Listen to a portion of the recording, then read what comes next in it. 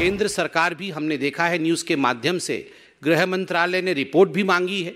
तो स्वाभाविक रूप से इन सब विषयों का आकलन करने के बाद जो भी उचित कदम होगा सरकार व पार्टी उठाएगी। कोर्ट में भी विषय गया हुआ है, इसके विषय में भी आप जानते हैं।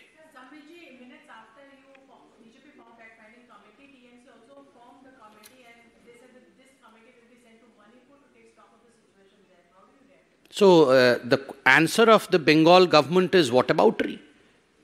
वहां भी हुआ है तो यहां भी होगा, क्या ये उत्तर है? 52 लोगों का मर जाना असेंबली इलेक्शन में, 45 लोगों की मृत्यु पंचायत के इस बार के चुनाव में। शर्म से जहां हम सबको सर झुका लेना चाहिए, वहां वॉटअबाउटरी हो रही है कि वहां भी हुआ था तो क्या हो गया, यहां भी होगा। मुझे लगता है ये बहुत शर्मनाक स्टेटमेंट है बंगाल के टीएमसी पार्टी द्वारा, उनको क्षमा मांगनी चाहिए। Yes ma'am.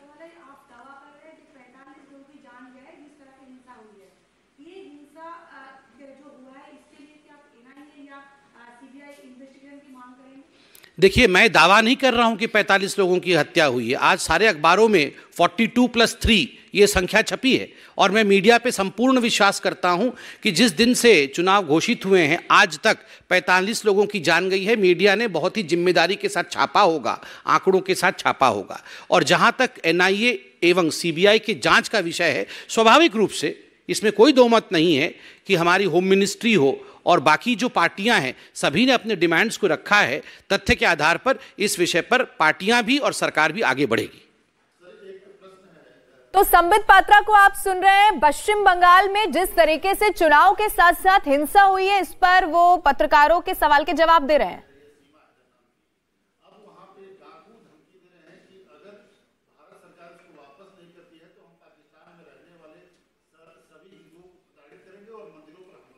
पंचायत चुनाव के दौरान कैसे बमबाजी हुई, मतपेटियां तक लूट ली गई। संबित पात्रा को फिर से सुनना चाहिए।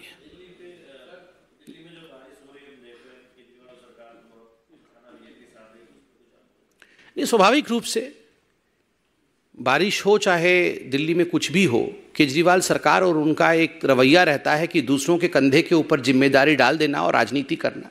मुझे लगता है आज पूरे देश में जिस प्रकार से बारिश का प्रकोप है, हम टीवी के माध्यम से और बाकी माध्यमों से देख रहे हैं, ये संवेदनशील विषय है। लोगों के घर बह जाने, लोगों का जान चला जाना, ये राजनीति का विषय कदाचित नहीं है। सभी सरकारें, चाहे किसी भी पार्टी की हो, एकजुट होकर इस पर काम करना चाहिए। जिस प्रकार की ओछी राजनीति मैं देख रहा हूँ, ट्विटर के माध्यम से भी कुछ लोग दोषारोपण करने का काम दिल्ली में बैठ के कर रहे हैं। मुझे लगता है कि जब चुनाव लड़ते हैं और कहते हैं कि जिम्मेदारी मेरी है, जब एडवर्टाइजमेंट पे करोड़ों खर्च करते हैं तो जिम्मेदारी लेने पर भी तनिक सी जमीर खर्च करनी चाहिए। थोड़ा सा करोड़ों खर्च जब एडवर्टाइजमेंट में है तो थोड़ा सा खर्च जमीर पे भी होना चाहिए।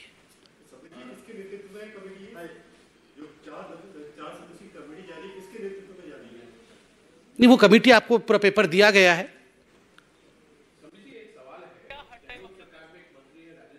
और इस वक्त की बड़ी खबर आपको बता दें, भारतीय जनता पार्टी ने टीएमसी पर एक बार फिर से बड़ा आरोप लगाया है। बंगाल में लोकतंत्र दम तोड़ रहा है। संबित पात्रा प्रेस कॉन्फ्रेंस कर रहे हैं। ऐसी हिंसा इससे पहले कभी भी नहीं देखी गई। सरकार प्रायोजित हत्याएं हुई हैं। यह भी कहा गया कि जो कोर्ट का ऑर्डर था उसे फॉलो नहीं किया गया। चुनाव में 45 लोगों की हत्या कर दी गई।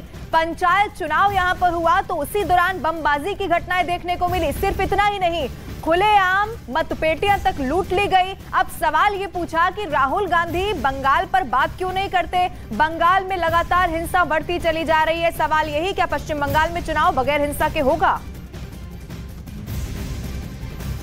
बंधुगण, आप सभी जानते हैं कि जहां तक भारतीय जनता पार्टी का सवाल है, हमने लगभग 6000 पोलिंग बूथों पे रीपोलिंग का डिमांड किया था। इस कदर एक बायसनेस के साथ ये पोलिंग हुई है। आप सबने सुना था सुप्रीम कोर्ट और हाई कोर्ट ने क्या कहा था। सुप्रीम कोर्ट ने ताकीद किया था राज्य सरकार को कि आप सही तरीके से तटस्थ होकर केंद्रीय बल के साथ, सेंट्रल फोर्सेस के साथ चुनाव कराइए। सेंट्रल फोर्सेस तो गई, मगर डिप्लॉयमेंट जो सेंट्रल फोर्सेस के हुए, उनका ठीक तरह से डिप्लॉयमेंट राज्य की सरकार ने नहीं किया।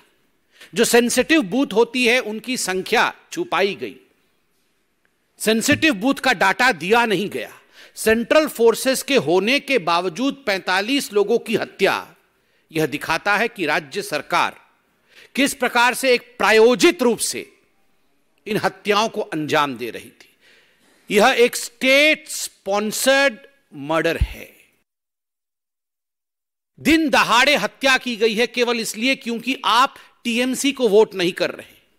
और यह कोई केवल भारतीय जनता पार्टी के कार्यकर्ताओं का मर्डर नहीं है, इसमें कांग्रेसी भी हैं, इसमें कम्युनिस्ट पार्टी के लोग भी हैं, इसमें बाकी पार्टी के लोग भी हैं, ऐसे लोग भी हैं जिनका राजनीति से कोई लेना देना नहीं है, वो केवल वोटिंग करने जा रहे हैं। ऐसे लोगों की हत्या हुई है। जब इस प्रकार का दृश्य सोशल मीडिया और फेसबुक में हम देखते हैं तो मैं कई बार सोचता हूं कि अगर यही दृश्य कोई भाजपा शासित राज्य से आ रहा होता तो हाहाकार मच गया होता। ये सारे नेता, ये जो हाथ पकड़ पकड़ के कभी बेंगलुरु में खड़े होते हैं तो कभी किसी और राज्य में खड़े होते हैं, महागठबंधन का दृश्य दिखाते हैं। कहां है वे सारे नेता? कहां है लालू प्रसाद यादव? कहां है नीतीश जी? कहां है वो मोहब्बत की दुकान खोलने वाले राहुल गांधी? कहां है ये सारे महागठबंधन के नेता?